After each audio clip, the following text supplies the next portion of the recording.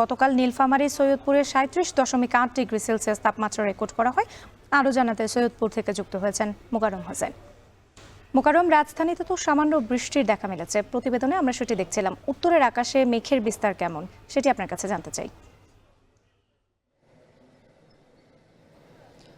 সকাল থেকে প্রচণ্ড রকমের রোদ ছিল এবং রোদের তীব্রতা এতটাই প্রকট ছিল যে মাটির উপরে দাঁড়ানো যাচ্ছিল না, এবং শহরের যে নতুন নতুন ভবন উঠছে সেই ভবনের যে থাই গ্লাস এবং ভবনের বাইরের অংশে যে এসির নির্গত যে গরম হাওয়া, সেগুলো কিন্তু শহরের জীবনকে একেবারে অতিষ্ঠ করে দিয়েছে। একই সঙ্গে ঈদের ছুটিতে যারা এসেছিলেন তাদের যে একটা স্বস্তির প্রত্যাশা ছিল, সেই স্বস্তির প্রত্যাশা কিন্তু এবার তাদেরকে হতাশ করেছে। তারা প্রচণ্ড রকমের অস্বস্তিতে ভুগে আসলে ঈদের ছুটি শেষ করেছে এবং সেই ছুটি শেষ করে যাবার প্রাক্কালে অনেকে অসুস্থ হয়ে পড়েছেন।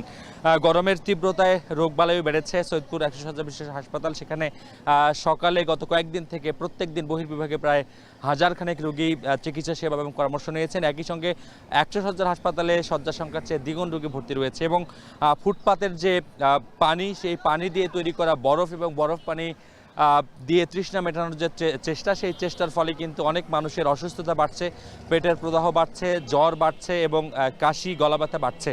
চিকিৎসকরা সে ব্যাপারে সচেতন থাকার পরামর্শ দিয়েছেন। একই সঙ্গে পরিবেশবিদ যারা রয়েছেন তারা বলছেন যে উত্তরাঞ্চলে ক্রমাগত বনায়ন কমে যাওয়া, সবুজায়নের মাত্রা কমে যাওয়া, তিস্তা নদীর পানির প্রবাহ বন্ধ থাকার ফলে ভূগর্ভস্থ পানির যে ওয়াটার সিস্টেম সেটি নষ্ট হয়ে যাওয়ার ফলে কিন্তু অল্প একটু রোদের তীব্রতার ফলে কিন্তু তাপমাত্রা কম থাকলেও সেই অনুভূতিটা কিন্তু অনেক বেশি বেড়ে যাচ্ছে।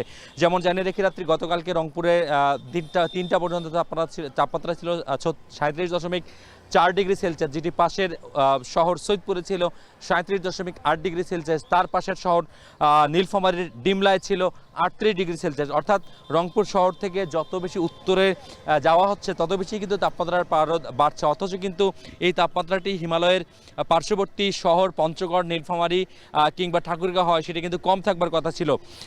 পরিবেশবিদরা বলছেন ঋতুর বৈচিত্র্যের কারণে এই আবহাওয়ার যে ক্রমাগত পরিবর্তন সেটি মানুষকে আরও বেশ কিছুদিন ভোগাবে। রাত্রি এই ছিল এই মুহূর্তে উত্তরের যে আবহাওয়া, সেই আবহাওয়ার সবশেষ খবর।